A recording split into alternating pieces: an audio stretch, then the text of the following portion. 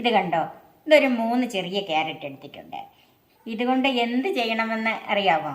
ഇതിപ്പോൾ ഒരു ചെറിയ തോരന് പോലും പറ്റത്തില്ല, അത്രയ്ക്കുള്ള സാധനം ഇല്ലത്. ഈ ക്യാരറ്റ് കൊണ്ട് ഞാനൊരു കാളനാണ് വെക്കുന്നത്. നല്ല അടിപൊളി രുചിയിലുള്ള ഈ കാളൻ നിങ്ങൾ ഒന്ന് ട്രൈ ചെയ്ത് നോക്കണം. ഹായ്, എല്ലാവർക്കും നമസ്കാരം. എല്ലാവരെയും കുക്കുത്ത് സോപ്പിയിലേക്ക് സ്വാഗതം ചെയ്യുന്നു. ഈ ഓണസദ്യക്ക് ഇതുപോലൊരു കാളൻ ഉണ്ടാക്കി നിങ്ങൾ വീട്ടുകാരെയും കൂട്ടുകാരെയും ഒക്കെ ഒന്ന് ഞെട്ടിക്കണം. അധികം സമയം കളയണ്ട, നമുക്ക് നേരെ വീഡിയോയിലേക്ക് പോകാം.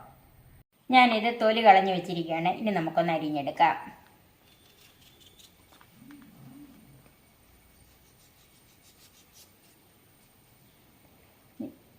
ഇതേ കനത്തിലാണ്, ഇതുപോലെയാണ് ഞാനിത് അരിഞ്ഞെടുക്കുന്നത്. ഏത്തക്കായും ചേന കൊണ്ടൊക്കെ കാളൻ ഉണ്ടാക്കാറില്ലേ, അപ്പം നമ്മൾ ഇതുപോലെ, അത് അല്പം കനത്തിലായിരിക്കും നമ്മൾ മുറിച്ചെടുക്കുന്നത്. ഇതുപോലെ മുഴുവൻ നമുക്ക് ഇതുപോലെ മുറിച്ചെടുക്കാം. ഇനി നമുക്ക് ചൂടായ ഒരു പാനിലേക്ക് വെളിച്ചെണ്ണ ഒഴിക്കാം. 1 ടേബിൾ സ്പൂൺ വെളിച്ചെണ്ണ ഒഴിച്ചിട്ടുണ്ട്. വെളിച്ചെണ്ണ ചൂടായി, അതിലേക്ക് ഒരു 10-20 ചുവന്നുള്ളി. ഞാനത് മുറിക്കുന്നില്ല, ഇത് ചെറുതും വലുതും ഒക്കെ ഉണ്ട്.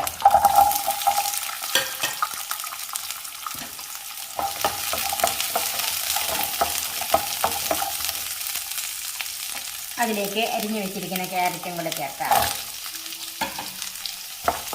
ഇത് ഈ എണ്ണയിൽ തന്നെ ഒന്ന് ചെറുതായിട്ട് വാടി വരണം.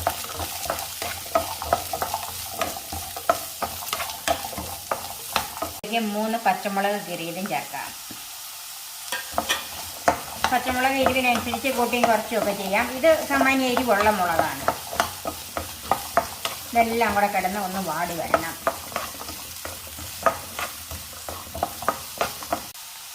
നമുക്കിത് ഒരു 2 മിനിറ്റ് നേരത്തേന് ചെറുതീയിലൊന്ന് മൂടി വെക്കാം. നമുക്കിതൊന്ന് നോക്കാം. ഇപ്പോൾ ഈ ഉള്ളിയും ക്യാരറ്റും പച്ചമുളകും ഒക്കെ ഒന്ന് വാടി വന്നിട്ടുണ്ട്. ഇനി അതിലേക്ക് വെള്ളം ഒഴിക്കാം. ഇനി ഇത് വേകാനുള്ള വെള്ളം ഒഴിച്ചു കൊടുക്കണം.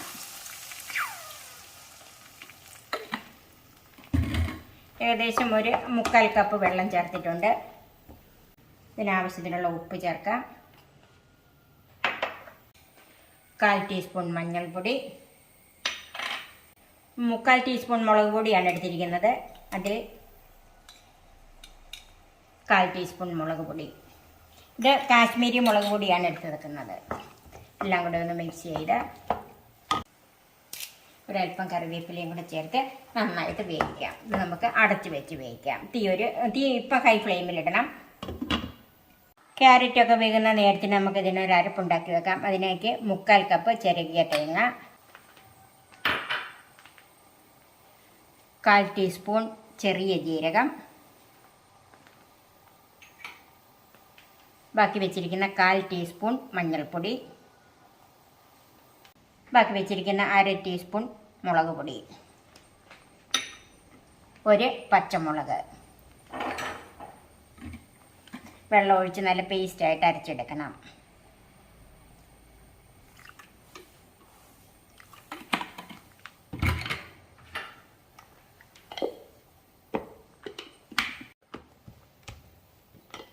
അരപ്പ് നന്നായിട്ട് അരഞ്ഞിട്ടുണ്ട്. അത് നമുക്ക് മാറ്റി വെക്കാം. ക്യാരറ്റൊക്കെ വെന്തോന്നൊന്ന് നോക്കാം.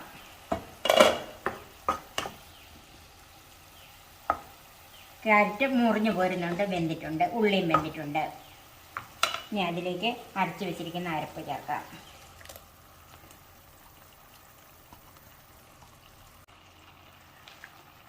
അതിലേക്ക് ജാറ് കഴുകി അല്പം വെള്ളം കൂടെ ചേർക്കാം. ഇതിൻ്റെ അകത്ത് ഒത്തിരി വെള്ളം ചേർക്കരുത്. ഇത് ഒഴിച്ചു കറിയല്ല. കാളൻ എന്ന് പറയുമ്പോഴത്തേക്കും സാമാന്യം കുറുകിയിരിക്കുന്ന കറിയാണല്ലോ. ഇനി ഈ അരപ്പ് നന്നായിട്ടൊന്ന് തിളച്ച് അല്പം വെള്ളമൊക്കെ ഒന്ന് വറ്റി വരണം. അതിന് ഇടയ്ക്കിടയ്ക്ക് ഇളക്കിക്കൊണ്ടിരിക്കണം. തീ കൂട്ടി വെച്ച് കൊടുക്കുക. ഈ അരപ്പിലെ വെള്ളമൊക്കെ നന്നായിട്ട് വറ്റി വന്നിട്ടുണ്ട്. കണ്ടോ, ഇതുപോലെ വരണം. ഇനി അതിലേക്ക് തീ കുറച്ച് വെച്ചിട്ട് 1 കപ്പ് തൈര്. ഇത് ഞാനൊന്ന് ഉടച്ചെടുത്തതാണ്, മിക്സിയിലല്ല, അല്ലാതെ തന്നെ സ്പൂൺ കൊണ്ട് ഉടച്ചെടുത്തതാണ്. അത് ചേർക്കാം. ഇത് സാമാന്യം പുളിയുള്ള തൈരാണ്, ഒത്തിരി പുളിയില്ല. ഇനി അങ്ങനെ പുളി ഒത്തിരി വേണ്ടിയവർക്ക് പുളിയുള്ളത് ചേർക്കാം. നന്നായിട്ടൊന്ന് മിക്സ് ചെയ്യുക.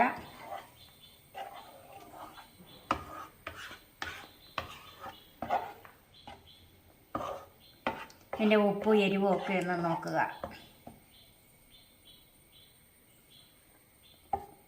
ഇപ്പം എനിക്ക് ഉപ്പൊക്കെ പാകമാണ്. നന്നായിട്ടൊന്ന് ആവി കയറണം.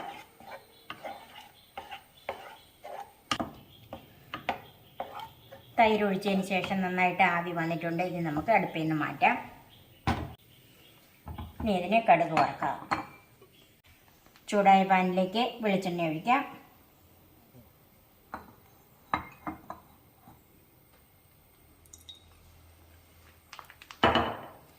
ഒരു 2 ടേബിൾ സ്പൂൺ വെളിച്ചെണ്ണ ഒഴിച്ചിട്ടുണ്ട്. കടുക് ചേർക്കാം.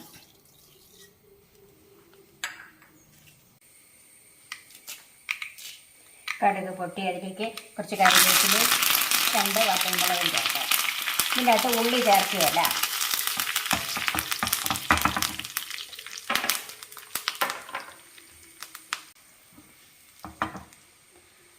കടുക് വറുത്തത് മൂത്തിട്ടുണ്ട്. തീ ഓഫ് ചെയ്യാം.